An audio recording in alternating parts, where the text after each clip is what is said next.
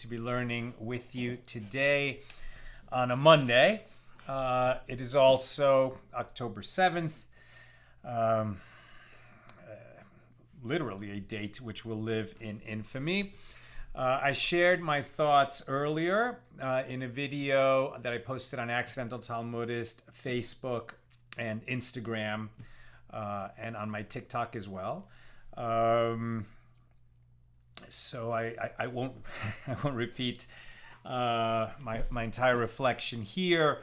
But in addition to my thoughts, I also read out loud Psalm 130, which is a psalm that, along with Psalm 121, we've been reading every day responsively in morning and afternoon prayers.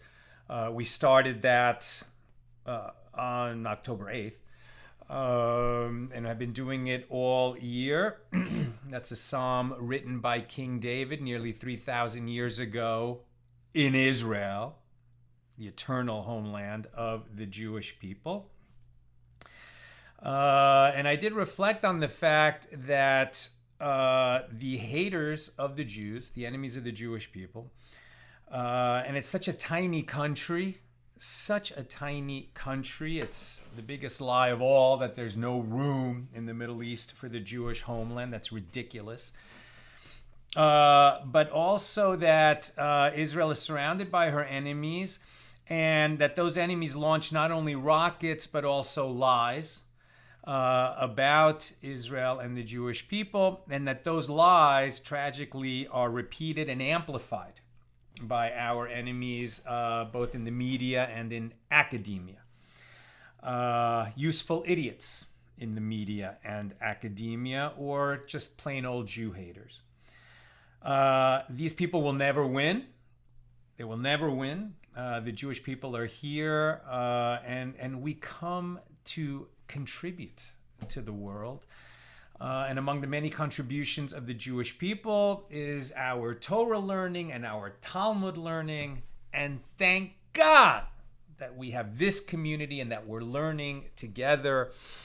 And so we, of course, are going to dedicate our learning today to the heroes of October 7th, who fought back and saved lives, to the souls that were taken on that tragic day, to the people who were injured on that awful day and who are still recovering and healing, to the families of the souls that were taken on that day, and of course to the hostages, so many of whom are still being held. And please God, may they be free soon. And please God, may this terrible war end soon with a secure and a lasting peace for Eretz Yisrael and Am Yisrael. And we say Amen. Now, I also want to mention that a silver lining of this tragedy has been the Achdus, the unity of the Jewish people since October 7th, and the unity that we've had with our allies. Because for every Jew hater out there, I'd like to believe there's 2 Judeophiles or more. It is really warmed my heart and the heart of so many Jews to see our allies standing with us, standing beside the Jewish people, including so many people in our class.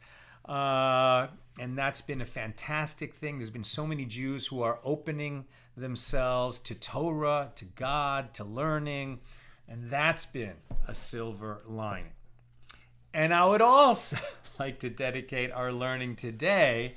Wow, you must have reflected on this so many times, but our very own Marjorie Holler, who's in our class every day and such a wonderful participant. It's your birthday. October 7th is your birthday. And your joy should not be diminished at all. May you welcome this new year with alacrity and hope and looking forward. May this be your best year yet, Marjorie. And Marjorie sponsored our class today. And she said, it's a birthday gift to myself.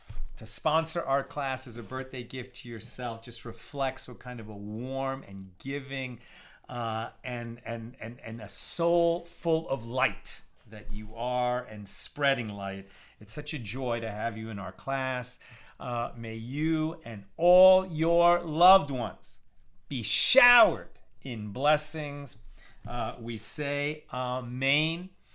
And so, yeah, I just wanted to share this big bag of feelings that I'm feeling at this time, and I know that we all are.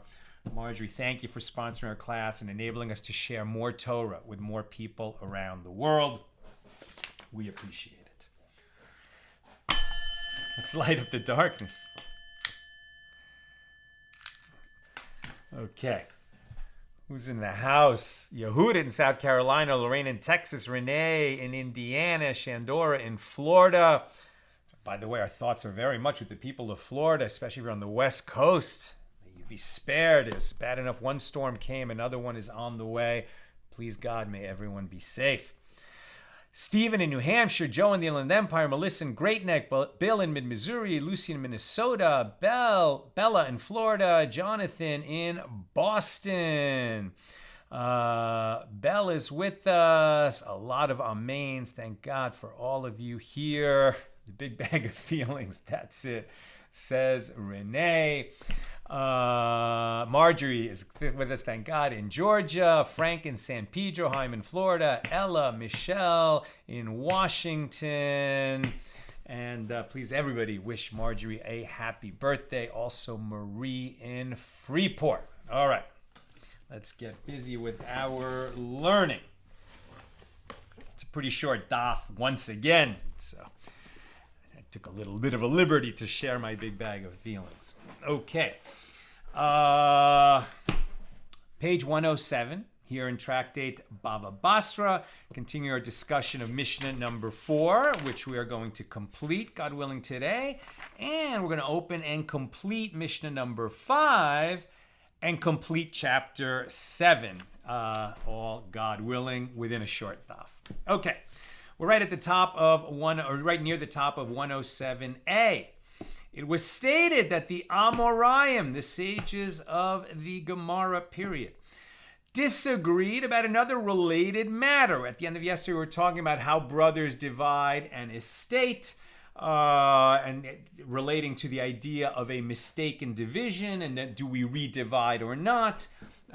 So when two brothers have divided the estate that they inherited, but then suddenly a third brother shows up, how do we deal with that? So we void a brother they didn't even know about. So we void the original division and we divide it again, because maybe they didn't know about the brother, but if he is indeed their brother, they all divide the estate. So now a different question. If two brothers divided their father's estate between them, and then their father's creditor came, and he took the portion of one of them as repayment for the father's debt. Right? So they divided the estate into two pieces, let's say 2 pieces of land, and then this creditor shows up of the father, and he was indeed owed property by the father, and so he takes one of the halves of the father's former estate, which now that half belongs to one of the brothers. So they divided the estate. One brother now has the half of his father's estate that he inherited. The other one has nothing, because he inherited half the father's estate, and then this creditor came and took it. So does that brother who lost his half of the inheritance have to bear that entire loss himself? I mean, wasn't the father's entire estate, sort of subject to this creditor showing up and taking something? Why does one brother bear the entire loss? So in that situation, Rav says the original division of the property is void, and the brothers must now redivide the remaining assets. And in fact, we follow Rav, and that's what we do. We redivide. So each brother is going to lose half, but they're going to end up, with equal portions with respect to each other. So that's the law. But that's Rav's view. Shmuel's, turns out, minority view. Each brother, upon receiving his portion, Well, he has foregone his right to be reimbursed if his portion is lost. Rav Asi says the brother whose portion was seized is entitled to half of the remaining inheritance, and he takes that half of that, meaning 1/4 in land and 1/4 in money. So we leave the original division, but the one who didn't have his property seized is going to have to compensate the brother who did lose his property by giving him half of what he owns that he got from the father. However, he's going to do that half in money and half in land. That's Rav Asi's view. Now, the Gemara explains the rationale for each of these opinions. Rav says that the original division of the property is void. And this is because he holds that brothers who divided property that was received as an inheritance are still considered to be heirs with respect to the inheritance as if they never divided the property, so that they continue to share joint responsibility for their father's debts. Therefore, if a creditor shows up and seizes the portion received by one of them, it is as if he repaid the debt on behalf of all the heirs, and accordingly, they must once again divide the remaining property between them.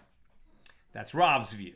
And Shmuel says that each brother, upon receiving his portion, has foregone his right to be reimbursed if his portion is lost, as he holds that brothers who divided property received as an inheritance are considered as purchasers from each other. And each one is considered like a purchaser who bought his portion without a guarantee, that if the field is seized in payment of a debt, the seller will compensate the buyer for his loss. Accordingly, the brother whose portion of the estate was seized by the creditor has no claim against the brother whose portion remained untouched. Right? Shmuel is saying that, okay, well, once they divide, it's like they're purchased a buyer and seller. They have that same kind of relationship. And a buyer and seller aren't going to redistribute what was bought and sold if a creditor shows up. So that's why Shmuel says the guy who got the unfortunate half that was seized by a creditor, it's his bad luck. Rav Asi is uncertain whether brothers who divided property that was received as an inheritance are still considered to be heirs or are considered to be like purchasers who bought their property with a guarantee of compensation should the property be repossessed. Therefore, the brother whose portion was seized by the creditor is entitled to half the remaining inheritance, and he takes it half land, half money, right? So 1/4 of the original inheritance is in land, and 1/4 of the original inheritance, its value in money. And this is like a purchaser with a guarantee who is compensated with money for his loss. Now, Rav Papa says the law in all the cases dealt with in these statements, recording disagreements between Rav and Shmuel, is that the brothers must take off a share from their portion in accordance with the opinion of Shmuel. So any brother currently in possession of his portion must give part of it to his brother who lacks a portion, so that in the end they have equal shares. So in other words, they're going to end up with equal value, but we don't void the original division. Maimar says the law in all of these cases is that the original division of the property is void in accordance with the opinion of Rav. And the Gemara concludes the law is in fact that the original division of the property is void in accordance with the opinion of Rav. And that remained the law. The sages taught in a Baraisa in a case of 3 experts. Now we're new subject. No longer talking about brothers. Now we're talking about when an assessment is made. How are we going to deal with that? Now that we're talking about dividing property, we're going to do a little bit of a digression. And we're going to talk about assessments. Very interesting. So the sages taught in a Baraisa. This was in Tosefta to Tractate Kesubos 11.2. In a case of 3 experts who went down to assess a certain property in order to determine the amount to be collected from it for repayment of a debt. Right? In other words, somebody, let's say he owes 100 dinars. He doesn't have 100 dinars, but he owns a field. And the field is worth significantly more than 100 dinars. So how much of the field is going to be given to the creditor to pay off this debt of 100 dinars? You bring in an expert to assess the value of the field. So let's say the field is worth 1,000 dinars. Okay, we're going to have to give 1/10 of the field. Presumably they would measure precisely with a rope to make that happen. But it's not so simple. In a case of 3 experts who went down to assess a certain property, right? Maybe the plaintiff brought an expert, the defendant brought an expert, and the court assigns an expert. So 3 experts went down to assess a certain property in order to determine the amount to be collected from it for repayment of a debt. And one of the experts says it is worth 100 dinars. And the other 2 experts say it is worth 200 dinars. Or one of them says it is worth 200 dinars, and the other 2 say it is worth 100 dinars. In that situation, the assessment of the single expert is nullified because his is the minority opinion. Since the 2 others agree, that becomes the value of the assessment. Right? So if 2 come up with the same number, a third has a different number, we disregard the third opinion. Now what happens if all 3 have different opinions? If one of them says the property is worth 100 dinars, and another one says it is worth 20 sela, very interesting, I don't know why they keep switching the units, which is equivalent to 80 dinars. Okay, so far we have 100 dinars and 80 dinars. And the third expert says that it is worth 30 sela, which is equivalent to 120 dinars. Okay, so the numbers that came in are 80, 100, and 120 dinars. In that situation, the field is assessed at 100 dinars, which is the average of the assessments, as it is the equivalent of 25 sela. Really, the sela units don't really matter to us so much. The point is they came in at 80, 100, and 120. So we're going to say it's the average. The average is 100. That was the expert in the middle. Everyone, we can all be satisfied that this field is worth 100 dinars. Rabbi Eliezer, the son of Rabbi Tzadok, says it is assessed at 90 dinars, as will be explained below. Acherim, who we know refers to Rabbi Meir, say an appraisal is performed of the sum between the 2 most extreme assessments, and then that is divided by 3, and this sum is then added to the lowest assessment. Very strange. The Gemara clarifies the various opinions. The one who says that the property is assessed at 100 dinars holds that the middle of the 2 extreme assessments is followed. Now what's interesting there is they came in at 80, 100, and 120. But what if they came in at 80, 90, and 120? So it's not that you add up all 3 and divide by 3. That would be an average, right? That's not what he says. What he says is you take the lowest and the highest and split the difference between those. So whether it came in at 80, 100, and 120, and the average of the top and bottom end up at 100, or it came in with 80, 90, and 120, we still take the average of the top and bottom, 80 and 120, and come and end up at 100. Right? So even though the middle one is closer to the lowest, the end result is still that 100 measurement. Right? So according to this view, we take the average of the lowest and highest. And the middle doesn't matter where in the middle it came out.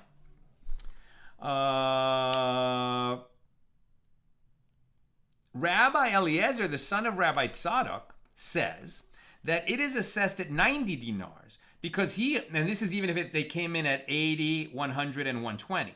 Rabbi Eliezer, the son of Rabbi Tzadok, says it is assessed at 90. Because he holds that this land, now on page 107b, is in fact worth 90 dinars. And the one who says it is worth 80 dinars errs with an assessment that is 10 dinars behind, meaning too low.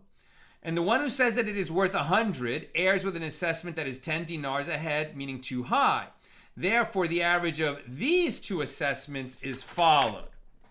I'm not sure what he's doing with the 120.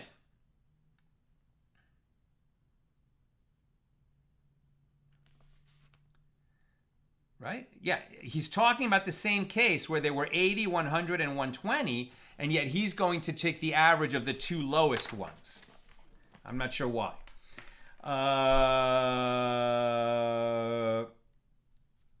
Therefore, the average of those two assessments is followed. Okay, so the Gemara raises a difficulty. Well, on the contrary, say that this land is in fact worth 110 dinars, and the one who says that it is worth 100 dinars is 10 dinars below, and the one who says that it is worth 120 is 10 dinars too high. So if so, the average of these two assessments is 110. And the Gemara replies, well, in any event, grasp the first two assessments in your hand, as neither of them takes the assessment beyond the sum of 100 dinars. Yeah, so why are we going to say that the first two are more accurate than the second and third? Now, one may ask why this consideration should take priority over any other, that the first two came in first and that they're lower. It is equally possible that the average of the two higher assessments should be followed, as they both agree that the value of the field is 100 or more. So the Rashbam explains that since there are two equally valid considerations, the principle that should be followed is, if you grasp a little, you grasp something. If you grasp too much, you grasp nothing, right? So if you grasp a little, you grasp something. In other words, when one must choose between a smaller, less inclusive entity and a larger, more inclusive one, it is preferable to choose the smaller one, as it is included in the larger one.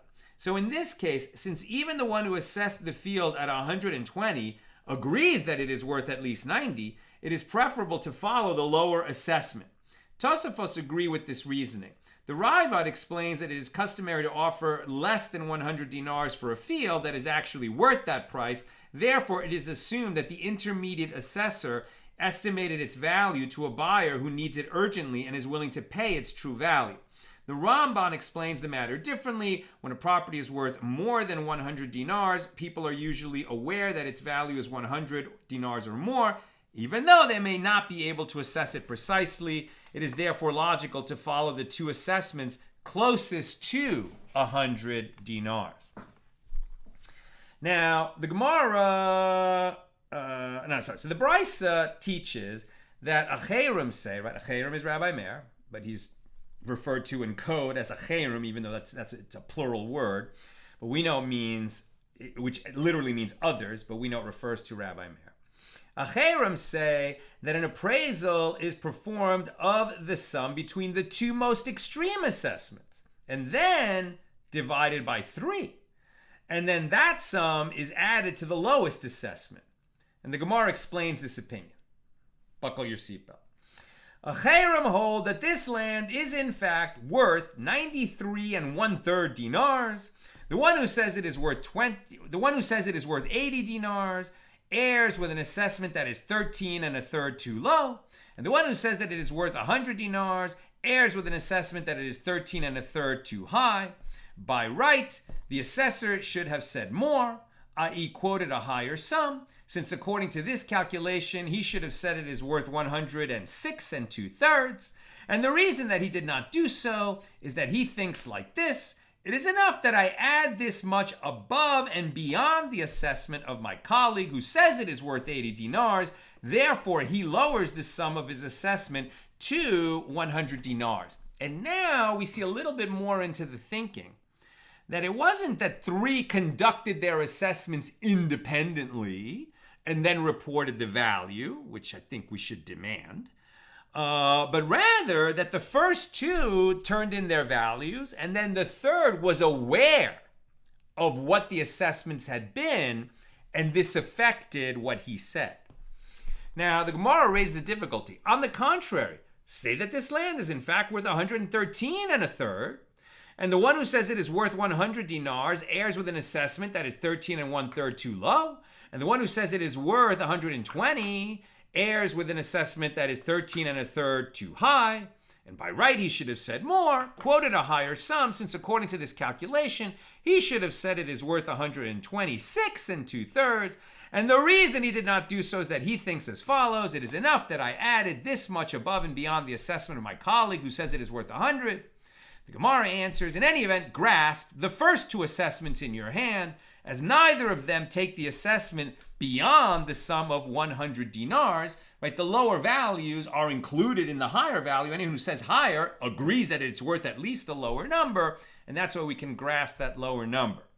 Rav Huna said the law is in accordance with the opinion of Acherim, who say the sum of the difference between the two most extreme assessments is calculated and then divided by 3, and this sum is added to the lowest assessment. Rav Ashi said, we do not even understand the reason of Acherim. So if you've been confused, Rav Ashi is with you. We do not even understand the reason of Acherim. Shall we then establish the law in accordance with their opinion? The judges of the diaspora taught a baraisa that accords with the opinion of Acherim in the previously cited baraisa, saying an appraisal is performed to determine the sum of the difference between the two most extreme assessments, and then that sum is divided by 3 and added to the lowest one. And Rav Huna said the law is in accordance with the opinion of the judges of the diaspora, and Rav Ashi said, we do not understand the reasoning of the judges of the diaspora. Shall we then establish the law in accordance with their opinion? So apparently we did not establish the law in accordance with Acherim or Rabbi Meir or the judge of the diaspora, and we use that simpler method of averaging the highest and lowest. And that concludes our discussion of Mishnah number 4. Now, Mishnah number 5. If one says to another, I am selling you half a field, without specifying which half he is selling,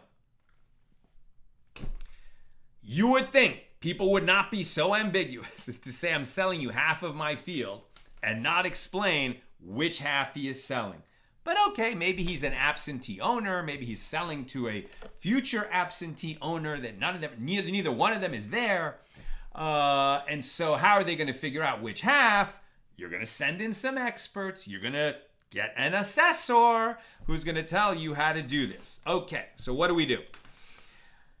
One says to another, I'm selling you half a field. He didn't specify which half he is selling. So an assessment is made of the field, which is then divided between them, and the buyer takes half of the seller's field. If the seller says, I am selling you the half that is on the southern side of the field, an assessment is made of the northern and southern sides of the field, which is then divided between them, and he takes the half on the southern side. Now that should raise our antenna. If he said, I'm selling you the southern half, wasn't that specific enough? Why does an assessor have to come in and assess the value of the northern half as well as the southern half? That will be explained when we get to the Gemara. And he, the buyer, accepts upon himself to provide the space for the fence which will be built between the two halves of the field out of his own property, right? Out of the purchaser's half. And he also accepts to provide out of his property, his half of the field, the space for the larger ditch and the smaller ditch, which are meant to keep animals out of his half of the field. And how wide is the larger ditch? 6 handbreadths. And how wide is the smaller ditch? 3 handbreadths. Right? So a handbreadth is about 4 inches. So these two ditches, one is 24 inches, one is 12 inches, and there's a handbreadth of space between them. And those are going to be placed between the fence and the rest of his field. But both these things are going to happen on the side of the purchaser's half. And let's see why that is. And is he going to be compensated for that? Because he's losing part of his field, the space of the fence and the space of these ditches. That's the Mishnah. Now the Gemara. I'm actually close to done. Questions or comments, please get them in. Rabbi Hiya bar Abba says that Rabbi Yochanan says, when one sells half of his field to another person, the buyer takes the leaner part of the field, the part that is of lower quality. And Rabbi Hiya bar Abba said to Rabbi Yochanan, but didn't we learn in the Mishnah that in such a case an assessment is made of the field, which is then divided between them, which indicates that the buyer and the seller are given similar parcels of land. How then can you say that the buyer takes the leaner part? Right? So the halves are going to be equal size, but one of them has slightly lower quality. The buyer gets that one. Why is that? Rabbi Yochanan said to him in a sarcastic manner, while you were eating dates in Babylonia, we explained the matter based on the latter clause of the Mishnah. This is one we should maybe remember. You don't know what we did here? Maybe you were eating dates in Babylonia. While you were eating dates in Babylonia, neglecting your studies, we explained the matter based on the latter clause of the Mishnah, which proves that my understanding is correct. So there's some elucidation there, but the way it was phrased originally, while you were eating dates in Babylonia, we explained based on the latter clause. As the latter clause of our Mishnah teaches, if the seller says, I am selling you the half that is on the southern side of the field, right? The second part, which says I'm selling you the southern half. Nonetheless, an assessment is made of the northern and southern sides of the field, which is then divided between them, and he takes the half on the southern side. So if taken literally, this passage gives rise to a difficulty. Why is an assessment made of the northern and southern sides of the field, which is then divided between them? In any case, didn't the seller say to him that he is selling him the southern half? Let the seller give the buyer the southern half of the field. Why do we need an assessment? So rather, it must be that the matter is more complicated than it seems. And the Mishnah is referring to money. That is to say, the buyer takes the southern half, but the seller must reimburse him with money for the difference in value between the two halves of the field. Here too, in the first case, the Mishnah is referring to money, meaning the buyer takes the leaner half, but the seller must reimburse him with money for the difference in value between the two halves of the field. Now, the Mishnah also taught that the buyer accepts upon himself to provide out of his own property the space for the fence between the two halves of the field and for the larger and smaller ditches, which help prevent animals from hopping over the fence. And a sage taught in a baraisa, the larger ditch is dug on the outside, while the smaller ditch is dug on the inside, meaning closer to the field. And both this and that are dug behind the fence, so that an animal will not jump over the fence, enter the field, and cause damage. Now we're on page 108a. And let him make only a larger ditch and not a smaller ditch. Why do we need two ditches? And the Gemara replies, since the ditch is wide, the animal can stand inside it and jump from there over the fence. And the Gemara asks, well, if so, then let him make only a smaller ditch and not make a larger ditch. Since the ditch is small, the animal stands on its edge and jumps over the fence.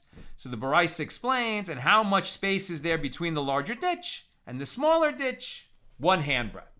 So I don't understand so much about keeping animals out of fields, but apparently the combination of a wide ditch and a narrow ditch and the fence helps guarantee that the animals won't do damage in the field that was just purchased.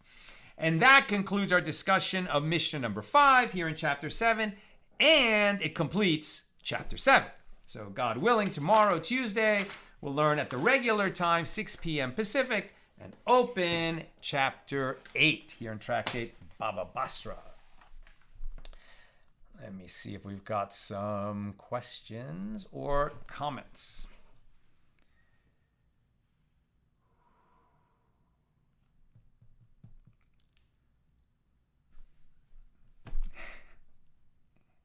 Here we go. Oh, apparently not.